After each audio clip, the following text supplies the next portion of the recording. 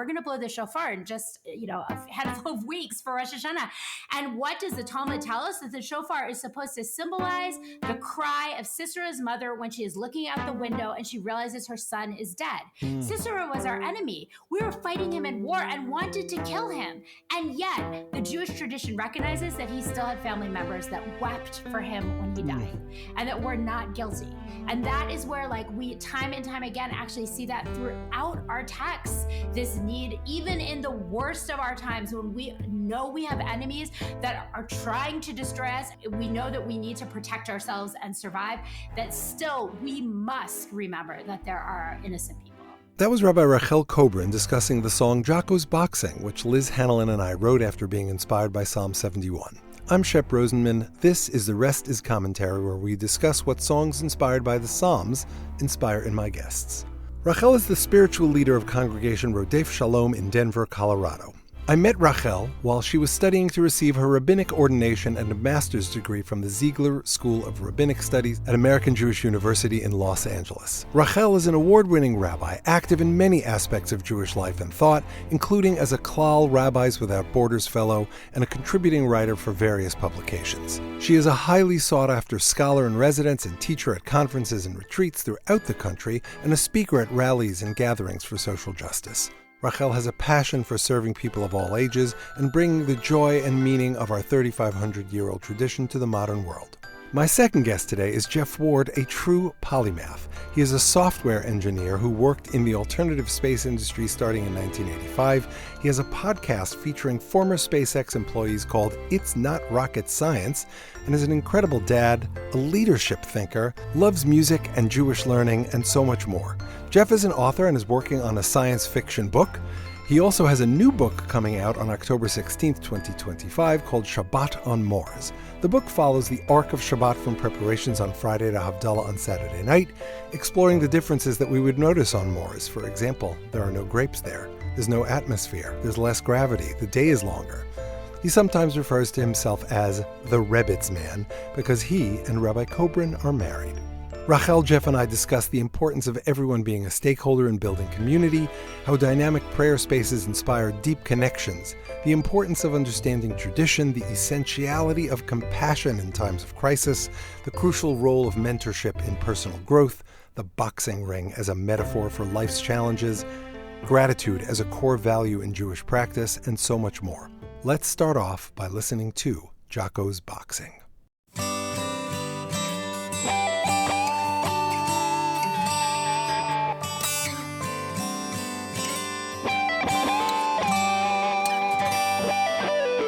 We met at Jocko's Boxing. That's where you tried to train me. Duck and weave, jab and cross. You made it look so easy. I never boxed worth a damn. And oh, my aching hands. What I learned was true.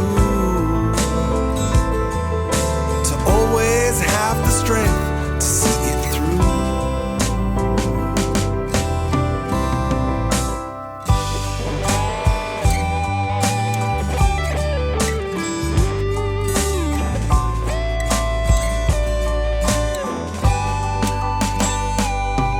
There's one detail that got me. Your shoes and gloves tied the same. Green and white and purple lace. Style was part of your game. I never boxed worth a damn.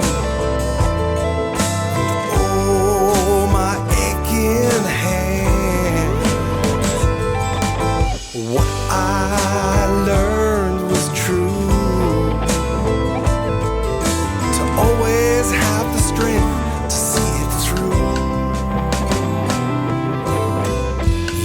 Go by, and still we walk to Jocko's when I come to see you in Bayside. We cross the road slowly now, your hand in mine.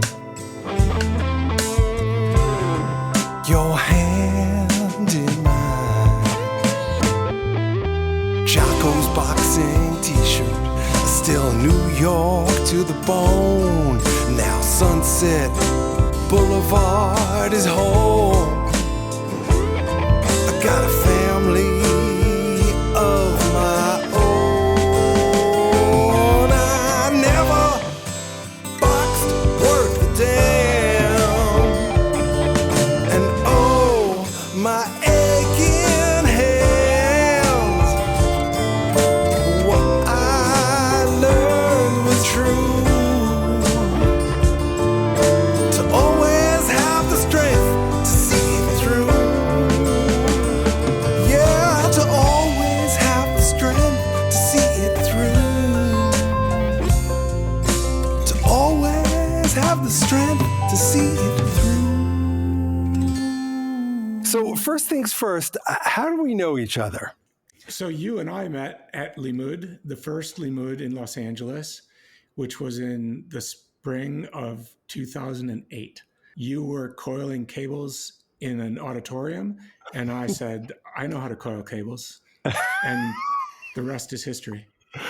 Well, but so that's really important because what you did was kind of model taking an ownership stake right from day one. And that's, I think, one of the things that Limud sought to do that has become a hallmark of my soapbox about Judaism, which is to make each of us owners of our shared history and shared texts and shared communal experience. And you went on to chair Limud LA, just saying. Right. It went a long way. So it all starts with the cables, but you never know where that's going to lead you. In shul life too, right? Someone steps in to do something and you're like, future president.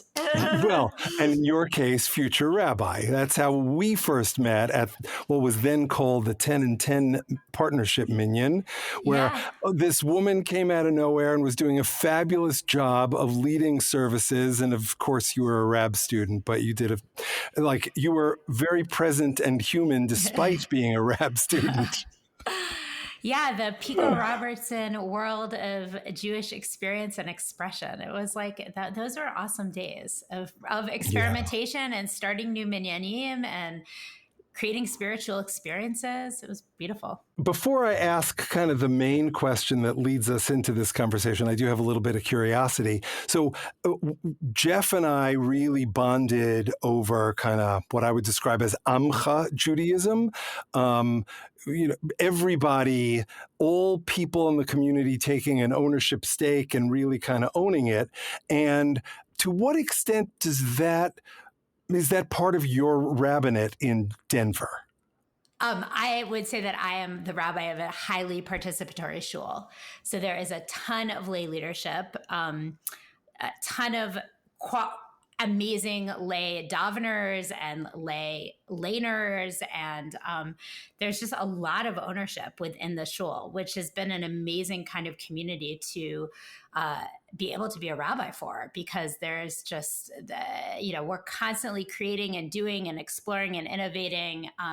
And the shul is incredibly dynamic. It's both traditional and progressive. And there's a real fluidity with liturgy and with the traditions, and also an incredible engagement with being involved, whether it's the Chesed committee or we have a group that does community organizing called Rodfei Tzedek, or Habitat for Humanity, or any number of other ways that people are engaged in building the kind of community that they want to be a part of, both within the Jewish community and then outside of the Jewish community, just in terms of creating the world that we want to be a part of. So for those who don't know, Rachel is Rabbi Rachel Kobrin at Rodef Shalom in Denver.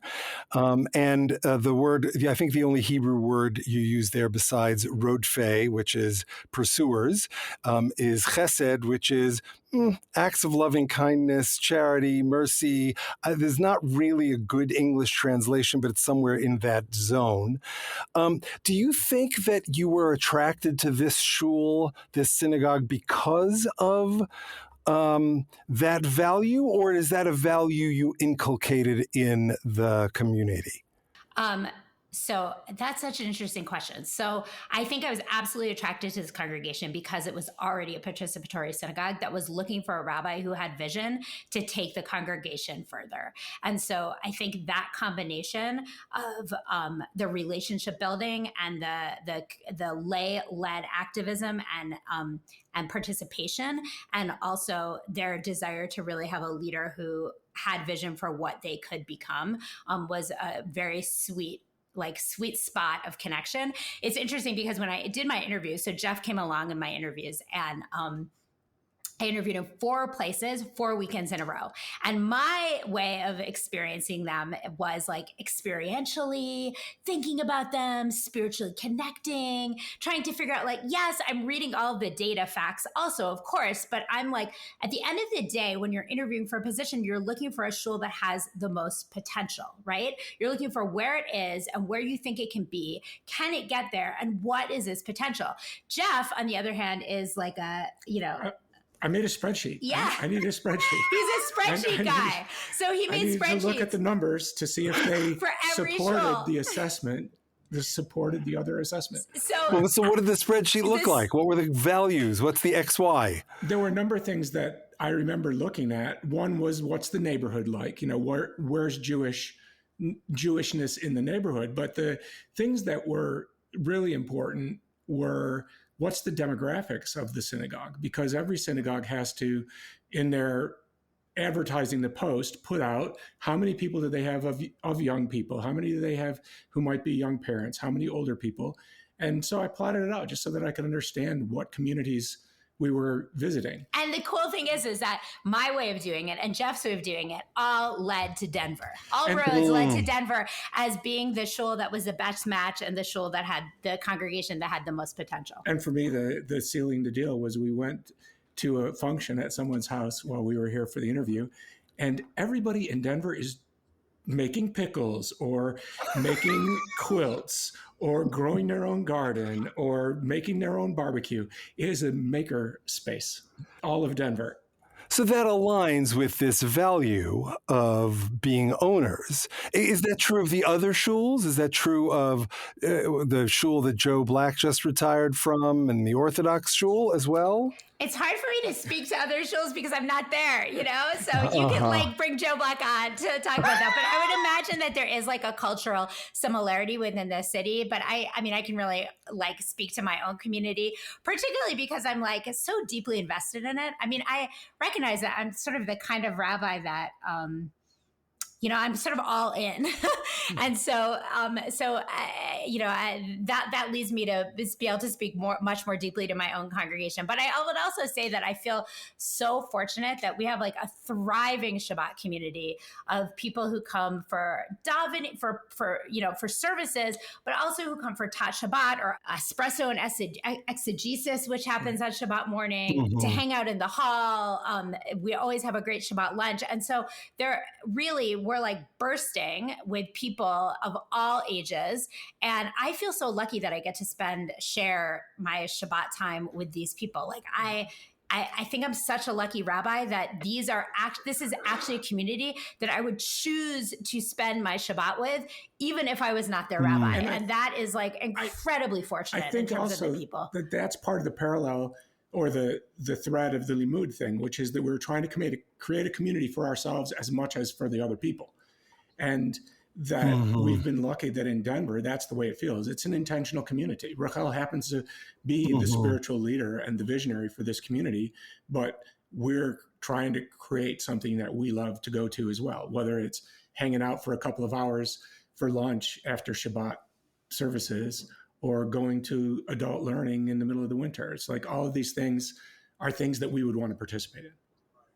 Who came up with the title Espresso and Exegesis? And to be clear, it's not extra Jesus, it's exegesis, EXEGESIS. So I have 2 lay leaders that are leading this every week. And they have a Shomer Shabbat espresso maker. And they came up with the name and they designed the weekly text study. And yeah, it's great. And one of the things we have is a page turner so that we can show people where we are in the service. And I often end up flipping the page turner, and I get personal espresso service during the middle of the service. True. Somebody will often come in and bring me a little cup of espresso. Yeah. So look, I think it ties into the same conversation. We keep hitting the same thread. In order to create a community of owners, the owners must understand the space that they're in. In order to understand the space that they're in, they need to know where they are on the page physically. And they also need to understand, like, well, what is the role of this prayer? Why are we doing this now? Even if you don't believe in God, you need to understand the arc of whether it's a Sunday morning, a Monday or a Thursday, or a Saturday afternoon or Friday night, if you don't have any clue about where you are in the process, what you're trying to connect back to some extent you're lost. Yes, Yeah. yes. And if you don't know those things, then you can't be as full an owner. You can be an owner because you can just say, I love being around the people. I love the music. I love the rabbi's sermon. All of these are ways in. But if you can't get the full experience, well, then you can't be as full an owner. And it's a big barrier to entry, because in order to get the full experience, you also need to at least explore learning Hebrew.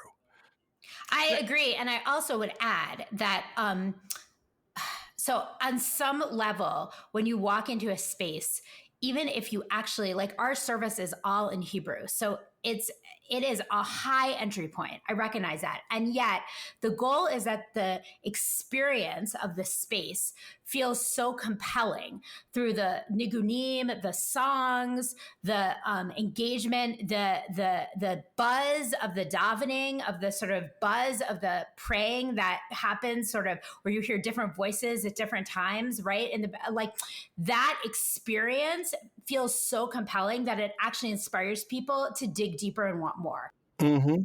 And I think there are so many in our country right now, in our world, there are many people who are striving to create these kind of dynamic prayer spaces. And I think there are also many prayer spaces that don't have that sort of are a bit dead.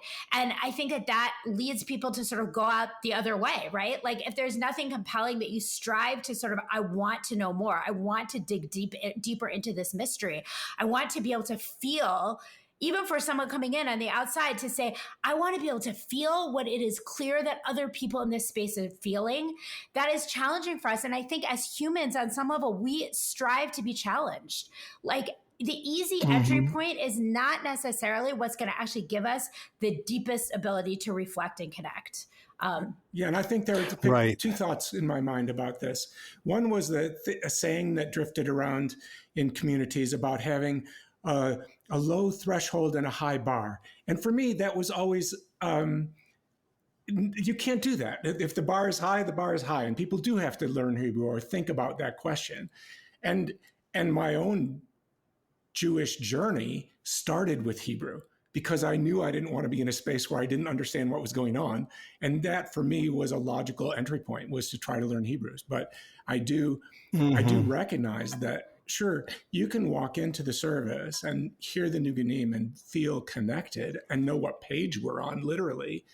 But to take it a level deeper is a lot of work. It's a commitment, and maybe people do want to be challenged, and maybe that's another thing that's great about the vibe that I get from Denver. A lot of people move to Denver, and they move because they want to climb mountains and ski, and maybe they also want to be challenged intellectually. Well, I'll just say one more thing about this. And that is that I think in the Jewish world right now, we're struggling on some level because for so many people, they go through a bar bat mitzvah and then they sort of drop out. And so their Jewish education is that of a 12 or 13-year-old. Whereas then they, finish high school and go to college and get a master's or even a PhD or a law degree, and they're acclaimed in their field. They're knowledgeable. When they go to work, they feel smart. And then they walk into a synagogue and they're like, I don't even know what page I'm on. And that is a huge boundary, because you don't, if you're used to feeling like you know what's going on in every other part of your life, and then you walk back into a synagogue where your Jewish education ended when you were 13 years old, you can't possibly feel like you know really what you're doing, right? And this is such a huge challenge that we have as Jewish community to sort of to move past that. And some of that happens through education, and some of that happens through just being there. Like some of it is regular attendance, regular experience, regular.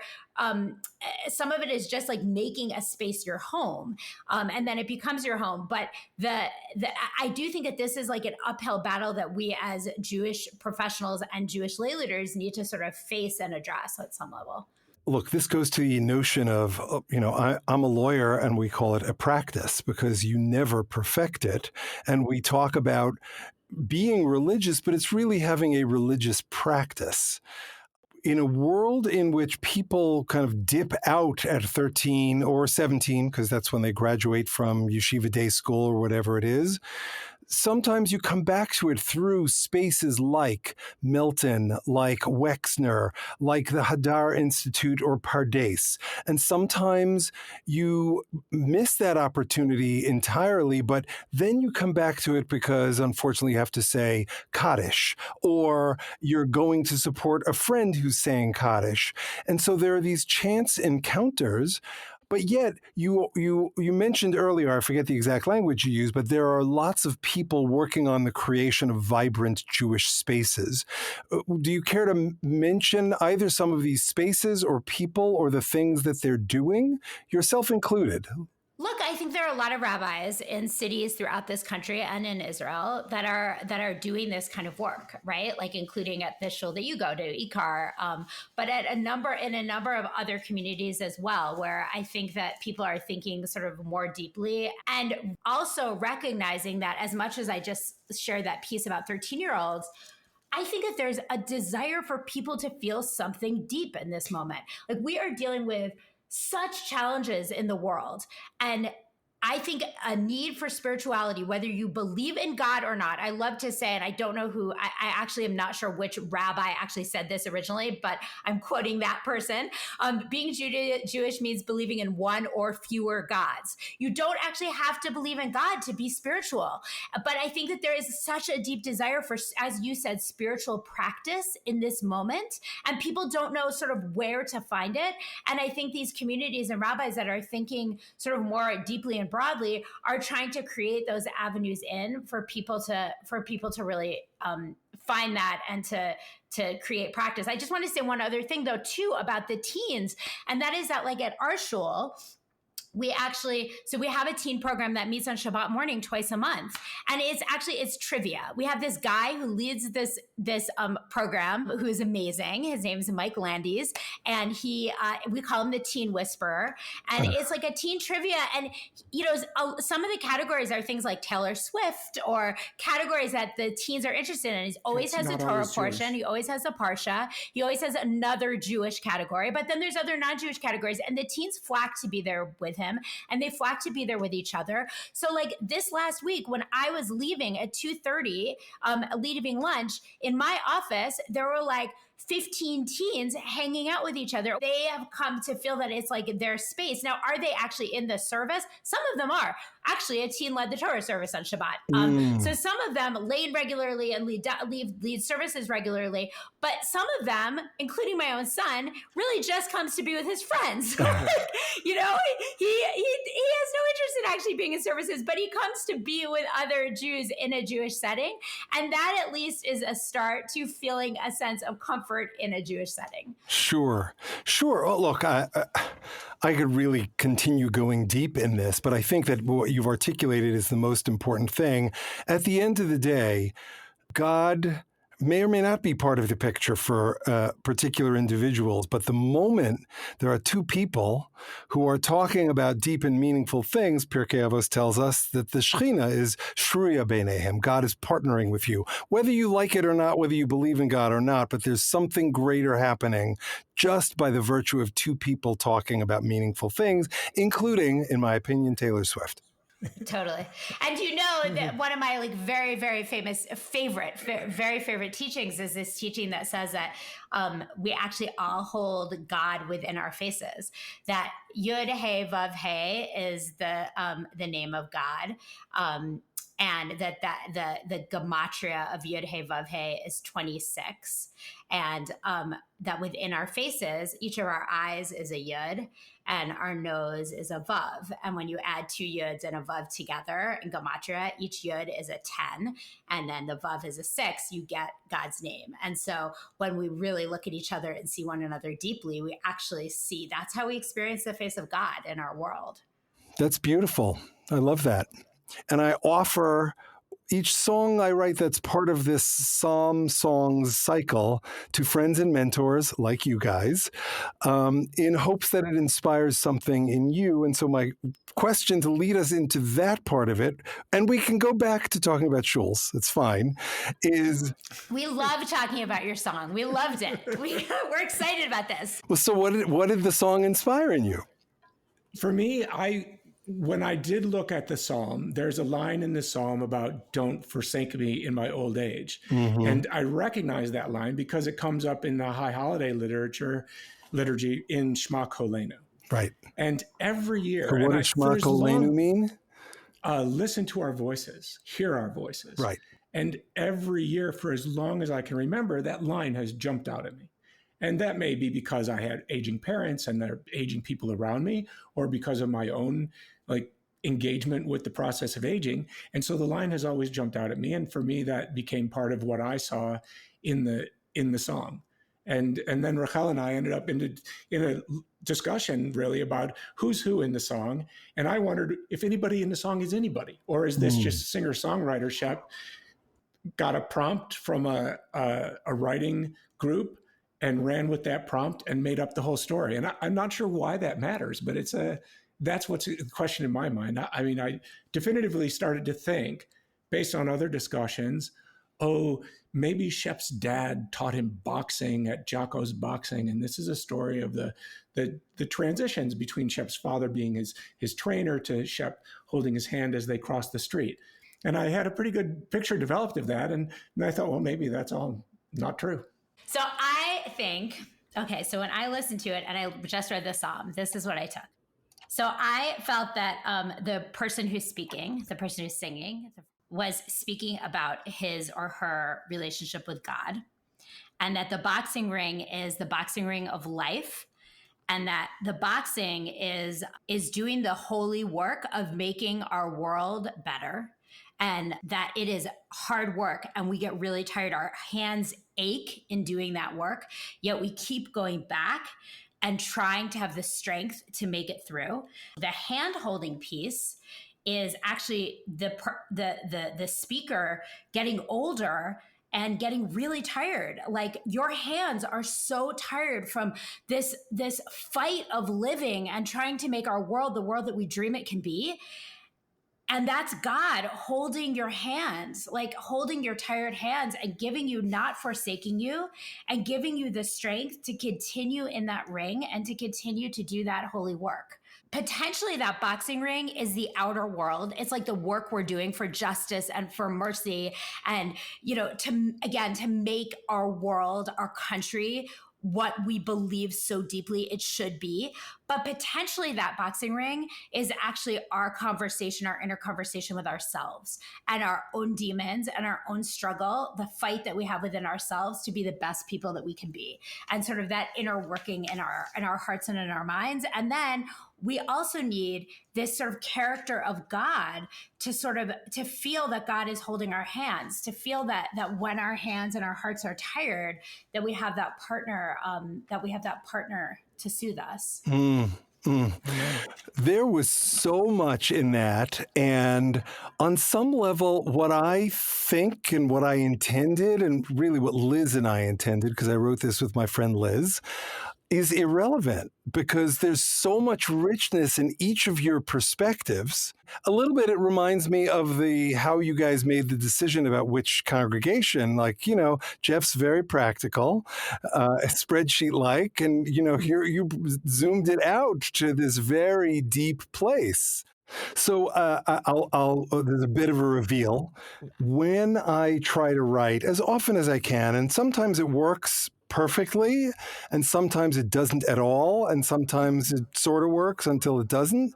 I try to get these songs to operate on multiple levels. Right. So like the easy example is when I write a love song, the one you heard the other night, right?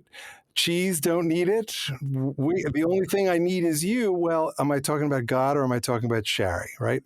And so in past years, I've made the joke, I think my wife is divine. V'hamevin yavin. Whoever understands, understands.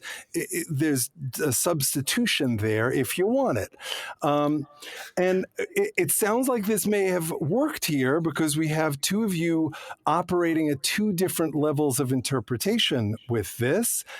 So I collaborate with Liz because she's a friend and we really enjoy each other. I think that we each create better products together than we would on our own, but she is by far the better poet between us.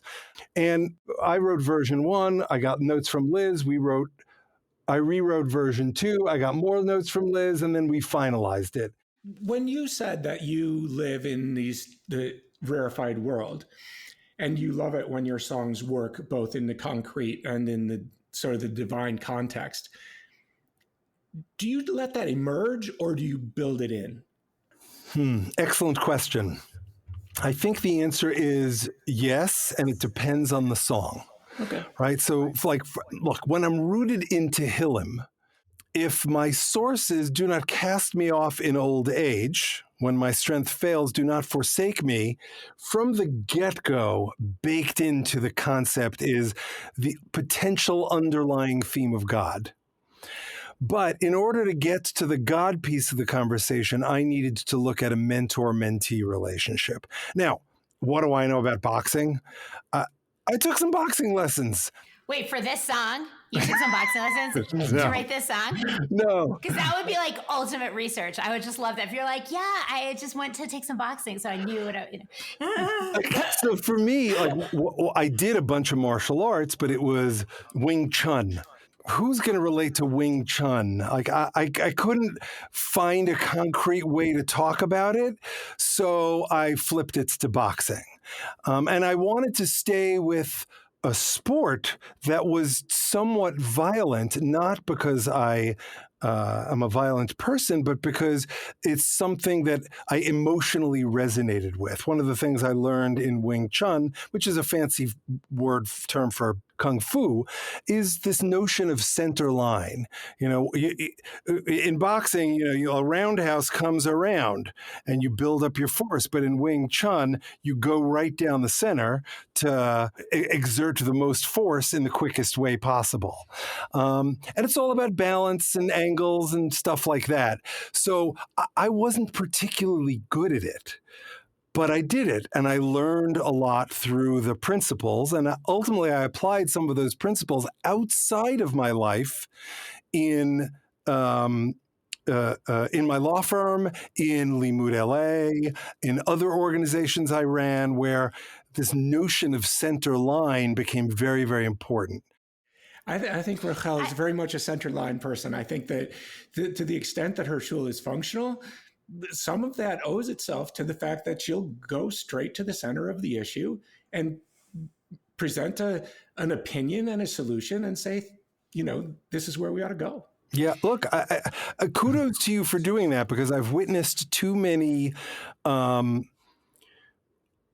professional leaders, rabbis and non-rabbis alike, not knowing how to hold the center line in respectful and collaborative ways.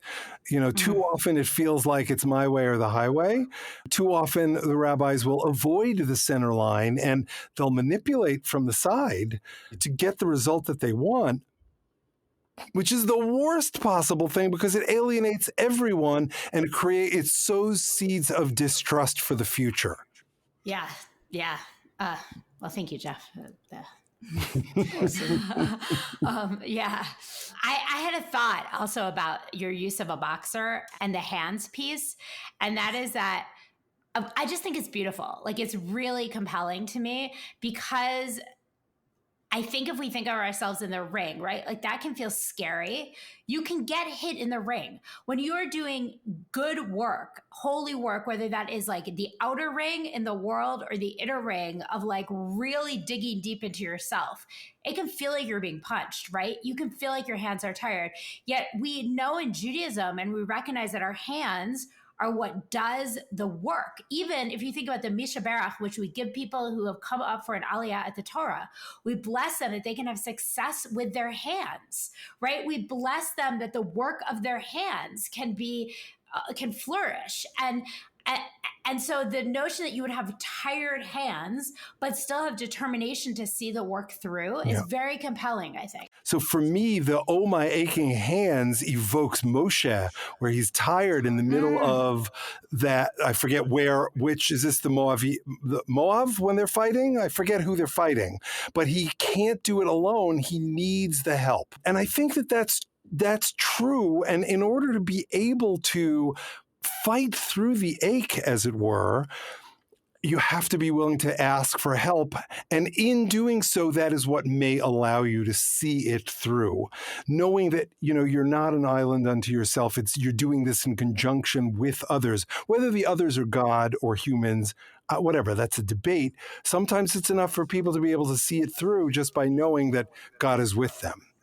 Right. And as someone who doesn't actually believe in sort of a supernatural interventionalist God, who believes in a God that works through us and, works within us, that's the kind of God but when we have that kind of God that we feel a connection to, that God through another person can help us keep our hands held up high. Right. And that I love that image of Moshe and the notion, the idea that we continue to need each other. And it's also, the image is special and kind of confusing because it's Moshe's hands that have to be up, and yet somebody else is holding them up. And that's a very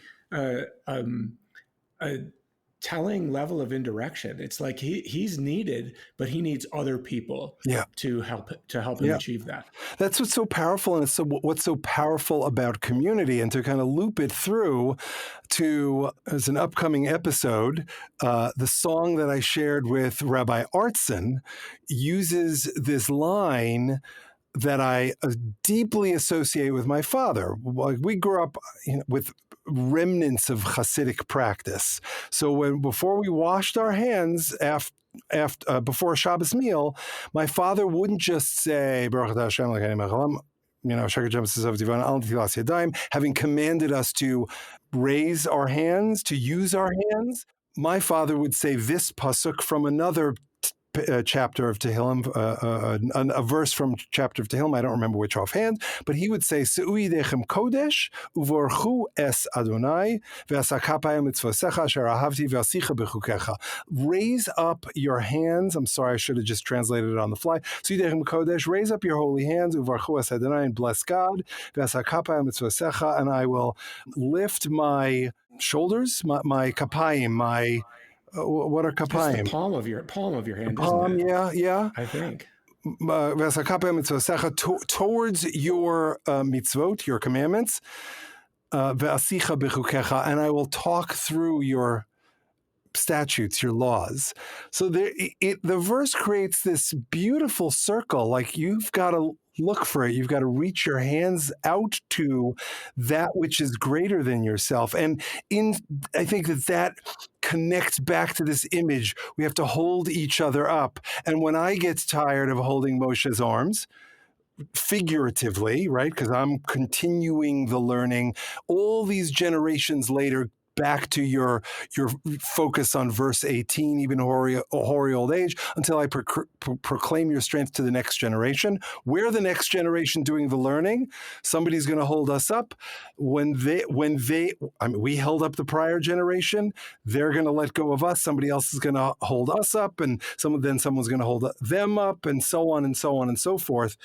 It's a shalsheles. That's the idea here. Once we're in Rachel's world, Rachel's world, of the kind of the loftier space, we're talking about intergenerational constructs that create divinity through supporting each other. in response to that, I'm thinking through something else, the piece of text that always strikes me, which is in the priestly blessing. And the way on when we're praying on Shabbat, the priestly blessing is introduced almost with a little story. Here comes this blessing that came from God through the hand of Moses into the Kohanim. And then the person who's leading the prayers says it to us. Like, so there are so many different levels of indirection, and so many people are passing that blessing down till it reaches us. And then the choreography around it, which I think I've never actually witnessed, involves a lot about the hands and the power of hands and the power of the Levites to help the Kohanim prepare for that moment of blessing. So it ties into this idea that we're all supporting one another. Yeah, it's beautiful. I love that connection that you made there. And the Shliach Tzibor, or Shlichat Tzibor, the leader, like in our congregation and in many congregations, leads from the center of the room, right? And is leading from within the people, representing the people and being within the people with all of our challenges that come with that. Like, none of us are perfect. The leader isn't above or on high. The leader is actually in a traditional shul in the lowest place of the space of the room, for humility, and really just representing, all of us who have come together in this prayer space and in this human prayer space, this space of humanity, which, again, back to your song, like, I don't really know anything about boxing, but I love that it's a boxing ring, because the ring is in the center, right? Yeah. And people are around the ring. And so that ring, whatever is happening, that experience is in the center of the room. And there's hard stuff that often happens in the center, whether that's in the center of our hearts, or whether that's in the center of our government, or even whether that's in the center of our communities. There's sometimes hard stuff, and we sort of, the image of using our hands to sort of box it out as sort of a metaphor for the work that we're doing. And again, that Judaism really recognizing that holiness comes from these hands. It's these hands, as you said, like, that we raise before the bracha, that when the blessing, when we wash our hands before we do the blessing of the bread, motzi, and it's our hands that hold items. It's our hands that hold each other, that reach out, that hug one another. It's our hands are incredibly valuable. So one last thing I wanted to point out. So if we're looking to build the world with at least the value of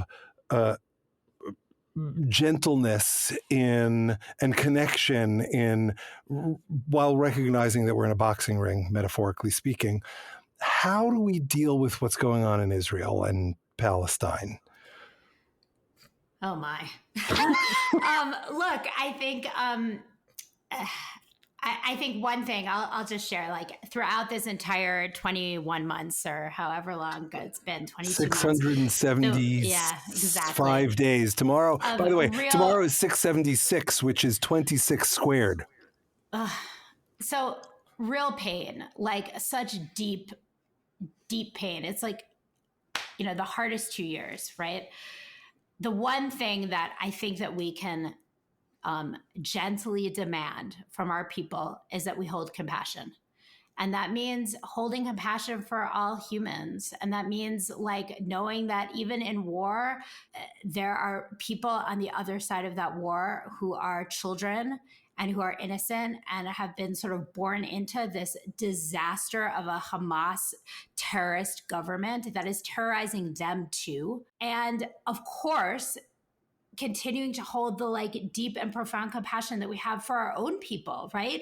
All those who have been absolutely traumatized and terrorized by October 7th and beyond, the regular bombings and running to bomb shelters in Israel, people who have gone to war for the IDF and have come back, like, broken from being in war and having to be so strong, but that tears you apart, family members, but to be able to hold the complexity that exists within all of this and the deep pain, and to know that, like,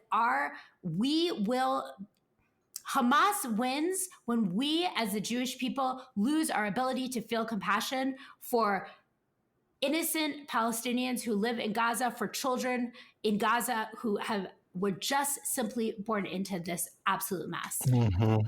It's that holding that compassion is what keeps us grounded in the tradition and the text that we have, that has guided our lives, that forms our lives. That is what our tradition teaches and has. And let me just add one more thing, and that is that, our texts have been saying this, for thousands of years. And it's not just about like in times of like easy times. Like, look at the shofar. We're going to blow the shofar in just, a handful of weeks for Rosh Hashanah.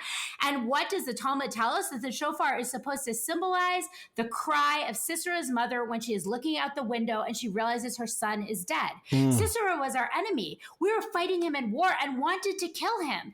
And yet the Jewish tradition recognizes that he still had family members that wept for him when he died, and that we're not guilty. And that is where, like, we time and time again actually see that throughout our texts, this need, even in the worst of our times, when we know we have enemies that are trying to destroy us, we know that we need to protect ourselves and survive, that still we must remember that there are innocent people. Beautiful. Jeff, you had something you wanted to add. No, what I wanted to add to that was it connects immediately back to what brought you to the question. This is boxing with the Shekhinah, which might be another song or another poem. It's like, I love that. We're in the ring, no denying it. And what Rachel said just then, and what she's been saying, throughout this horrific couple of years, is like, we need to engage the Shekhinah. Yeah. We can't ignore that attribute of our godliness. Right. And I think it does answer your question kind of directly, that how we connect what we were discussing into this terrible boxing ring. It is so easy to become hardened. Like, I recognize that it is so easy in times of crises to become completely hardened and to lose our humanity. But that's what our enemy actually wants from us. And our goal as Jews should be to actually raise to that higher point and say, no, we will not lose our humanity. We will keep the compassion of the Shekhinah front and center in who we are. And we will therefore act according to that. Right. And I would say, like, to this sort of boxing ring image, and actually taking it back from that sort of big picture and putting it just in the heart piece, as, I'm thinking about, we're coming up to the high holidays. If the boxing ring is actually our core, like our hearts and the inner work that we do to do tshuva ourselves, sometimes we fight harder on ourselves than we do to other people. Like, sometimes we hold up our gloves and we are harder on ourselves than we would ever be to other human beings. And that is maybe a piece of this too, in terms of like the tired piece of our hands, and how we sort of do that inner work that is so prominent in this season, this time of repentance and time of figuring out how we can be better humans. How do we do that? What are the gloves that we hold, and what does it mean to have tired hands in that process? Sure. And for me, it all ties back to, I love this image of boxing with the Shekhinah. Like, I really think that may become a song. I will let you know. I can't wait. Or maybe I'll write a poem, and send it to you, and you make a song out of it. No. Done. I will. You just, like, we're going to box through the language, but send me a first draft, and if it's final, I'll let you know. Then we can do a podcast on it. Exactly. On this song. Exactly. For me, this notion at the end of the song to always have the strength to see it through. Because whether it's the boxing ring, or it's life, or it's raising your kids, I mean, you've been through tough times. You have to make the choice to get back in the ring to see it through, even if your hands are tired. And sometimes you need other people to help you, as a chavrusa, as a study partner, as a partner in the process, as a life partner. And if you can add this layer of God, this divinity, whether you believe in a magical God or not, Like, I'm interested in that idea, but I don't know that I believe it, because I would say I'm there too. if I believed in the magical God that my sister believes in, well, October 7th wouldn't have happened. We Right, wouldn't be at exactly. war with the Palestinians. Like, there would be so many other things that wouldn't have happened. Yeah. Children wouldn't die of terrible diseases, right? Like Exactly. that. Right. We actually over lunch had a brief discussion about this today, about the strength to get this, always have the strength to see it through, and then you express it as the strength to get back in the ring. And there was certainly a moment when I was first dating Rachel, and I was questioning did I have the strength to see this through forever and a day, for as long as we're going to be together, no matter what comes up, that I have that strength. And who can know to answer that question? And as we joke today, it took me about a week to dig into myself and realize I have the strength to get back in that ring. But I actually love that you asked us that. And it's like a hard question for two people, like for me having gone through a divorce, and for Jeff having buried a beloved wife, and for both of us to have gotten back in the ring again to date. And, one of the things that I think is sort of also important and maybe connects to this song is that, so like in the case of a divorce, for instance, or a job situation that isn't working, sometimes you have to like leave the ring in order to get back into the ring of life, meaning that you have to like quit on one thing, like a marriage. Even if you're not a quitter, like for me, I'm the most persistent. Like I viewed myself as like, I got the persistence award. Seriously, no joke. 7th grade, I got the persistence award, right? I can't believe that. Somebody actually just wrote on my Facebook page, referenced flex arm hang, because I like never won anything at field day until they added flex arm hang. And then I practiced and practiced and practiced until I could like win a flex arm hang in like 5th grade, very persistent. And yet sometimes you have to leave one thing, leave the ring in order to remain within the ring of our life. We have to quit on one thing in order to continue to like believe in the rest of our life, like the fight of the rest of our life. And so like for me, some of that is choice, right? Like leaving jobs, leaving a marriage. For Jeff, that happened to him, right? Like a terrible, horrible thing happened that Karen died well before her time. But then you have to make different decisions about how you go on. You're making a decision, and in the boxing analogy, which I'm not sure I favor the boxing analogy when it comes right down to it, but in the boxing analogy, when you're like knocked down and the count is at 8, you got to decide, are you getting up again or are you done? Right. And so in that sense, the analogy really does work. You're like, I have the strength to stand up and get smacked again, or take whatever life brings to me. But that's true in so many respects in life. I mean, it's not all wine and roses, whether it's the politics of the time, whether it's what's going on in Israel, whether it's the fires that continue 2 miles from me today, or the fires we had in January, or the fires around Lyons when we were there a week ago. Like, there's bad stuff happening all the time. And you can choose to focus on the bad stuff, or you can choose to going the other extreme to focus on all of the things that you're grateful for and have gratitude for. I really believe that that's a core Jewish value. And I think that that's how ultimately we come to love God, by expressing that gratitude and acknowledging that it's not all within our control, but I am grateful for that which I have. It doesn't mean that you don't also have desires. And that's one of the brilliances of the rabbinic structure of prayer, because we start with gratitude and we end with gratitude. And in between, there's, 18 or so blessings where we say, okay, give me wisdom, forgive me, bring me redemption, etc., etc., etc. I would say, in this context, that look, both Rachel and I spent our time in the fetal position on the ground, and then got up and quite literally, like we've talked about that. I mean, it both literally, yes, and then got up and said, "This is our life. This, you get what one." Are we do to our knowledge, life? We have one life, and I mean, I think for both of us, love is such a central piece in that, and to live a life alone, it felt scary and felt incomplete. Yeah. And I mean, we feel so lucky that we Very. like. I mean, multiple times during the interview, I've looked at that at Rachel and thought, I really love this woman and what comes out of her heart and out of her mouth. It is amazing. Well, it's very, very apparent. And I do want to note, I don't know when this episode is going to be released, but we are having this conversation 2 days after Tu B'Av, the Jewish holiday of love. And I have to believe, and if my belief is wrong, I'm going to encourage you to read it, that you've read Rabbi Shai Held's book, Judaism is About Love. Of course. Yes. And I actually used it in, I used some of it in one of my Divrei Torah, one of my sermons for Kol Nidre last year. Wow. Very powerful stuff. So I will, with Birshut Harav, with the rabbi's permission, I'm going to offer you a bracha, a blessing.